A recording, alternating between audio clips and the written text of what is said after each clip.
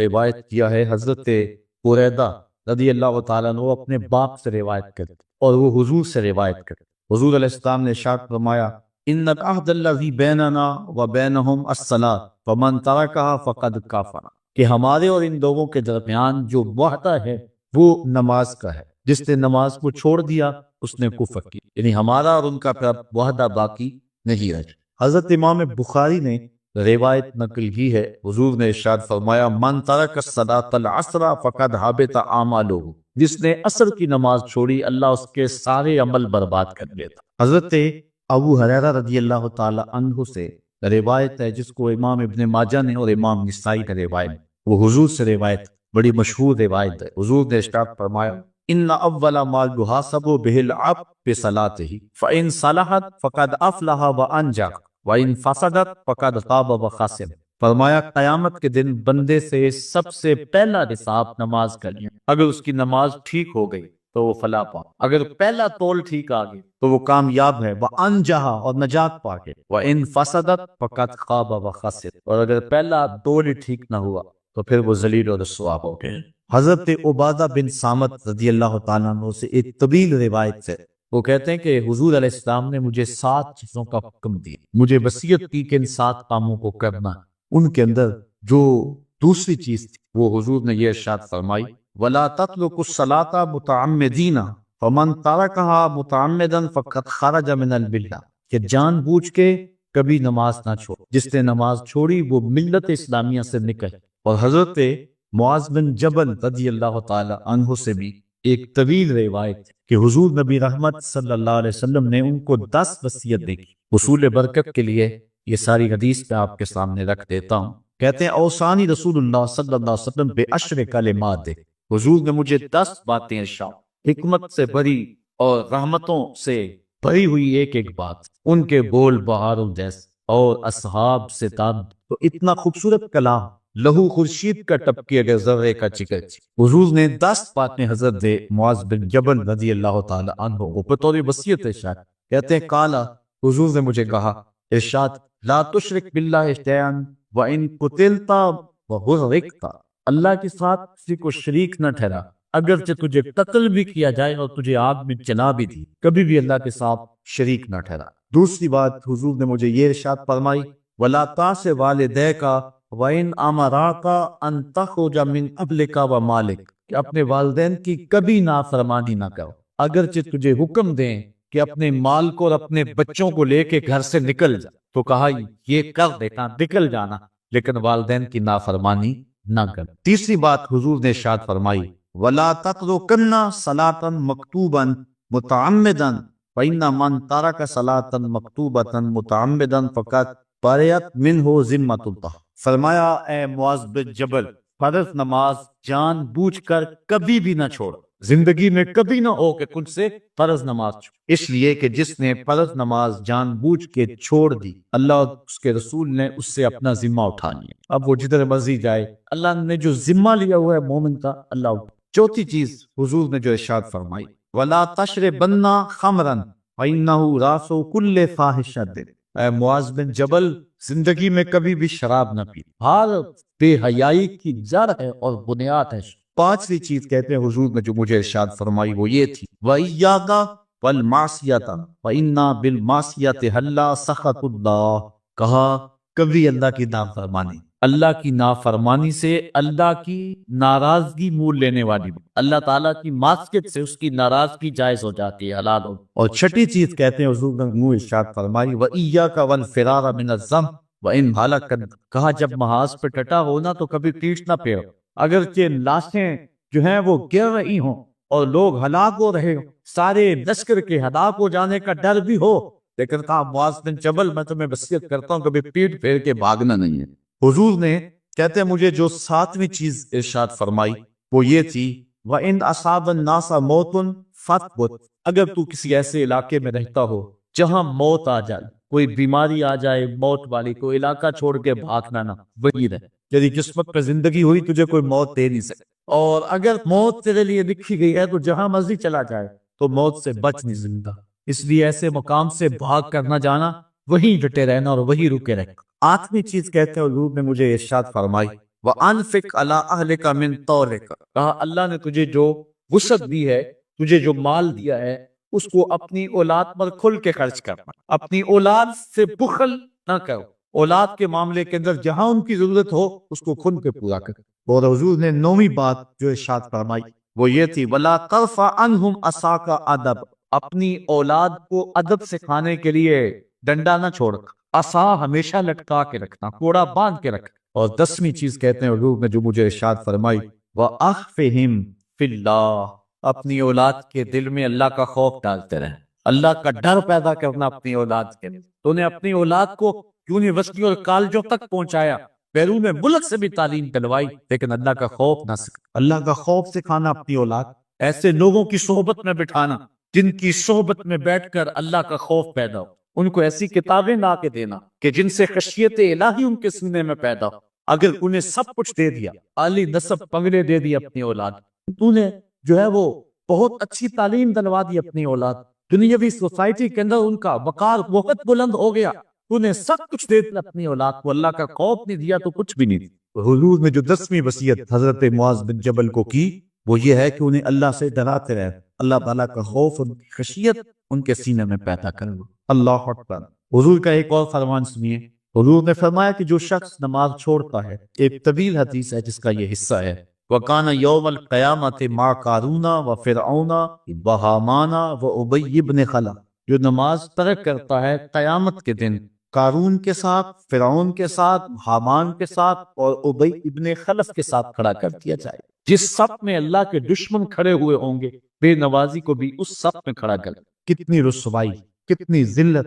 کوئی بندہ یہ گوارا کرتا ہے کہ مجھے اس صف میں کھڑا کر دیا جائے جس پہ دشمنان خدا کھڑے، دشمنان رسول کھڑے، میری کوئی بہن، میری کوئی بیٹی، کیا یہ گوارا جا سکتی ہے کہ اس کو حضور پہ کانٹے پھینکنے والی ام جبریل کے ساتھ کھڑا کر دیا جائے، اس کو حضور کو اذیت دینے والی عورتوں کے ساتھ کھڑا کر دیا جائے؟ نہ میری کوئی بہن اور نہ کوئی میری ماں اس بات کو گوارا کرے۔ تو جب ہم یہ گوارا نہیں کرتے تو پھر ہمیں عزم کرنا چاہیے کہ آج کے بعد نماز نہیں چھوڑ۔ میں نے کسی جگہ پہ یہ بات بیان کی اور ساری گفتگو اسی عنوان سے ہوئی، کچھ ماحول ایسا بنا ہوا تھا، تو مجھے بعد میں صابر نامی وہاں کے ساتھی نے فون کیا 2 یا 3 دن کے بعد، کہنے لگا کہ ہماری بستی میں ایک شخص بھی بے نمازی نہیں رہا ہے۔ اس حدیث کا زور اتنا ہے، اس حدیث کا وزن۔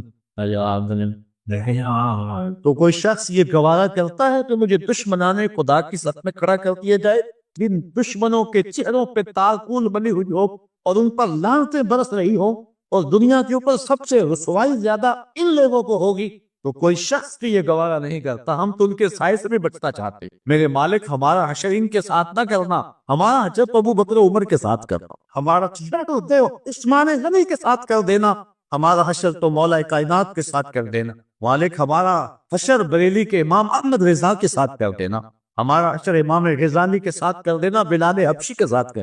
ہماری آرزویں تو یہ، ہماری تمنائیں تو یہ ہیں۔ ہم تو کہتے ہیں مولا کل قیامت کے دن اٹھتے تو داتا کے قدموں میں اٹھے، خواجہ اجمیری کی چوکھٹ سے اٹھے، ہم اٹھے تو شاہ نقشبند بخاری کا جلوس آگے ہو، ہم اس جلوس کے ساتھ شامل ہوں، خواجہ معین الدین چشتی کی غلامی میں اٹھے، ہم حضرت غوث اعظم کی نوکری میں اٹھے، حضرت شیخ شہاب الدین کی نوکری میں اٹھے۔ ہماری آرزویں تو یہ ہیں، ہماری تمنائیں تو یہ ہیں، لیکن اگر ہم یہ چاہتے ہیں کہ ہم ان لوگوں کے ساتھ اٹھیں تو پھر ایک نماز بھی ترک نہیں کرنا ہو، اور اگر نماز ترک ہو گئی تو کتنی بڑی سزا ہے، کتنی بڑی رسوائی ہے، کتنی بڑی ذلت ہے، اور یہ آپ کے رسول کا فرمان ہے۔ اللہ اکبر! کہ قیامت کے دن وہ شخص جو نماز نہیں پڑھتا، قیامت کے دن اس کو دشمنان خدا کی صف میں کھڑا کرے۔ یہ ہو نہیں سکتا کہ ہم نے یہ حدیث سن لی اور ہم نماز کا سن چھوڑے۔ آج عزم کر کے اٹھے، اور اولاد نہیں آئی، بیٹیاں نہیں آئیں، گھر والے نہیں آئے، لیکن جا کے اس بات کو گھر میں نافذ کرنا ہے، اس کو حکمن نافذ کرنا ہے گھر کے اندر۔ ہمارا گھر ہو رسول اللہ کی امتی کا، اور گھر میں کوئی بے نماز پہ یہ حکم دینا ہے، وَأْمُرْ أَهْلَكَ بِالصَّلَاةِ، فرمایا اپنے گھر والوں کو نماز کا حکم دو۔ اس گھر میں نحوست ہوتی ہے جس گھر میں بے نماز۔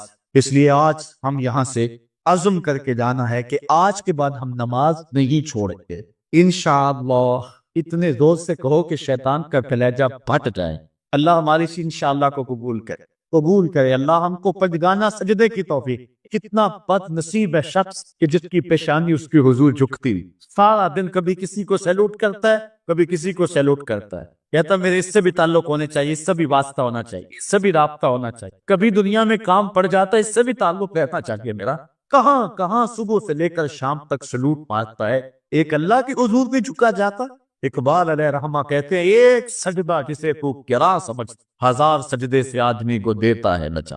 آؤ اللہ کے حضور بندگی کا سر چکا، تو یہ کتنی عبرتناک جو ہے اور کس قدر جو ہے وہ فکر انگیز حدیث ہے۔ وَقَانَ يَوْمَ الْقِيَامَةِ مَعَ قَارُونَ وَفِرْعَوْنَ وَحَامَانَ وَأُبَيِّ بْنِ أَبِي خَلْفَ، وہ شخص ان بد نصیب لوگوں کے ساتھ کھڑا ہوگا جس کو نماز کی توفیق نہیں۔ آپ نے حدیث علماء سے بارہا سنی، حدیث طبیب ہے، آقا کریم معراج کی رات گئے تو وہاں مختلف لوگوں کو مختلف عذابوں میں مبتلا تھے، کسی کی انتڑیاں کٹ کٹ کے گر رہی، کسی کا منہ چیرا جا، کسی کی زبان لوہے کینچیوں سے کاٹی جا، کسی پر کھولتا ہوا پانی ڈالا جا، کوئی جو ہے وہ سران والا گوشت کھا، کسی کے جسم میں لوہے کی میخیں ٹھونکی جا رہی۔ لیکن ایک قوم کو حضور نے دیکھا، ایک بھاری پتھر سے ان کا سر کچلا اور پتھر کے واپس آنے تک دوبارہ صحیح ہو جاتا ہے، پھر کچلا۔ حضرت جبریل امین کے حضور نے فرمایا کہ یہ کون لوگ؟ یا جبریلو من ہاؤلائے، یہ لوگ کون ہیں؟ ان کے سر پتھروں سے کچلے۔ قال ہاؤلائے الذین تثاقلت رؤوسہم عن الصلاۃ المکتوبہ، کہا یہ وہ بد نصیب لوگ ہیں کہ فرض نمازوں سے جن کے سر بوجھل رہتے تھے، نمازیں پنجگانہ فرض بھی نہیں پڑھا کرتے تھے، یہ وہ بد نصیب ہے، آج ان کے سر ٹوٹے جا رہے ہیں۔ یہ تھوڑی سی زندگی ہے، تھوڑی سی 60-70 سال بڑی زندگی ہو وہ مگر نصیب ہو جائے گا، پتہ نہیں ہے کہ کل ہمارا آنے والا کہاں ہے۔ کتنا غافل اور بد نصیب ہے وہ شخص جس کو سجدہ تو بندگی کا نام ہے، زندگی آمد برائے بندگی، زندگی بے بندگی شرمندی، بندہ تو ہے ہی بندگی میں۔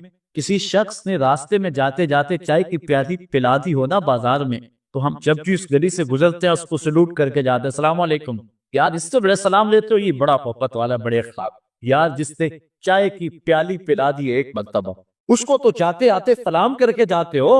جس رب نے زندگی بخشی، جس رب نے جو ہے وہ ساری بہاریں عطا کی، اس کے حضور میں ٹکا جاتا ہے۔ کتنا مستقبل سخت ہے جو اللہ اکبر کہا، یہ وہ بد نصیب لوگ ہیں فرض نمازوں سے جن کے ساتھ بوجھ بہا کر۔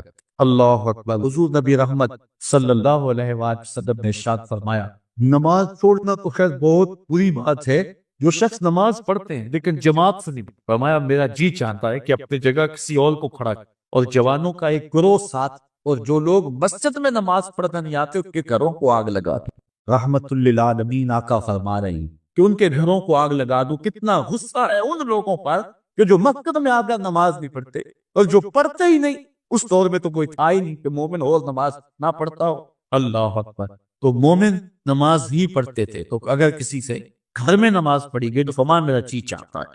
آج نماز تو نماز رہی، ہم کو تو جمعہ بھی نصیب نہیں۔ اتنے لوگ ہیں کہ جو پابندی کے ساتھ نماز جمعہ بھی نہیں پڑھتے۔ حضور کا ایک فرمان سن، آقا کریم نے ارشاد فرمایا، من ترک الجمعۃ ثلاث جمع متوالیات فقط نبذ الاسلام وراء ظہرہ، جس نے بغیر کسی عذر کے 3 جمعے چھوڑ دی، اس نے اسلام کو اپنی پشت کے پیچھے ڈال، اس نے پرواہ ہی نہیں کیا۔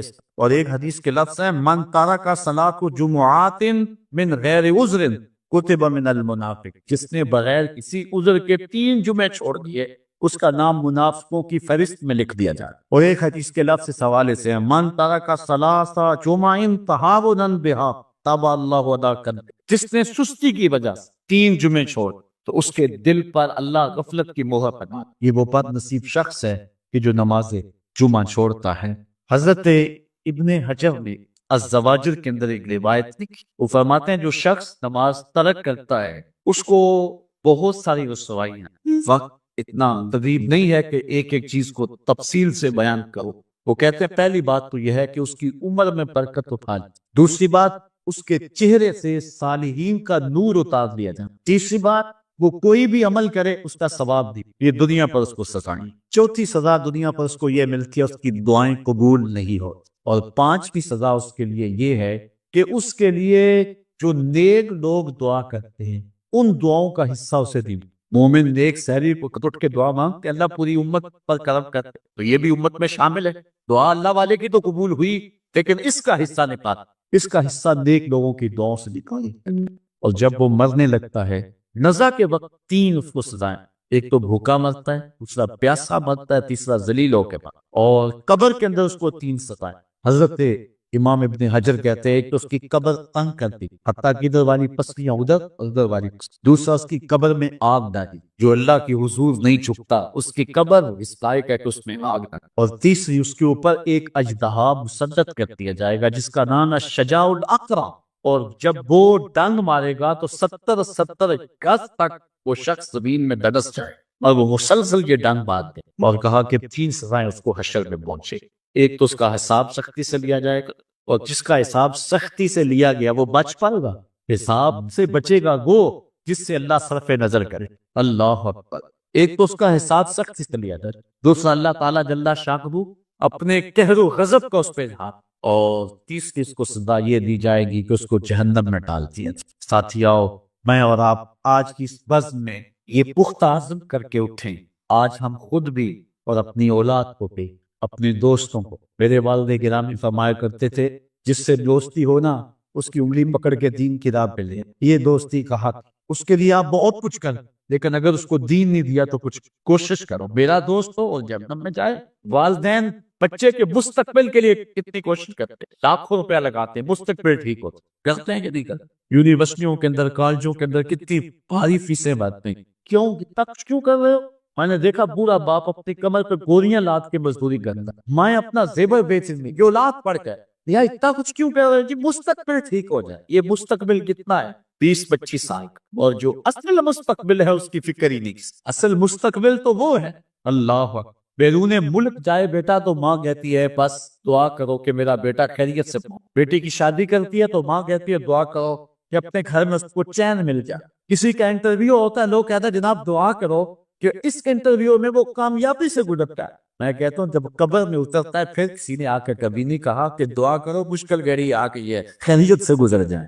اصل امتحان تو یہ ہے، اگر اس امتحان سے گزر گیا تو کامیابی اور بامرادی۔ یہ تھوڑا سا مستقبل دنیا کا، اس کے لیے ہم کتنے پیسے لگا دیں، سب کچھ اولاد کو آتا ہے، ہر شے فر پڑھتے اور بولتے ہیں، دعائے قنوت بھی نہیں آتی ہو، تو ہم اپنی اولاد کے لیے 3 کا تحفہ اس کو کبھی نہ چھوڑیں۔ اللہ اکبر۔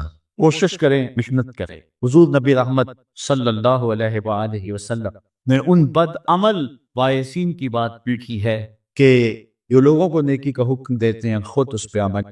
آج ہمارے کچھ وائسین لوگوں کو تو واضح تلقین اور نصیحت کرتے اور خود نماز میں سستی کا ارتکاب کرتے، اور جس سے قوم کے اندر نماز میں سستی عملاً پیدا ہو۔ کوئی عرس کی تقریب ہو، کوئی محفل دعوت، کوئی جلسہ ہو، کوئی شادی کی تقریب، نماز کے وقت کا پورا خیال رکھا کریں اور اس بات کا لحاظ رکھا کریں۔ بلکہ ہمارے ہاں ایک عجیب سا پیشن ہے اور عجیب سی بات ہے، میں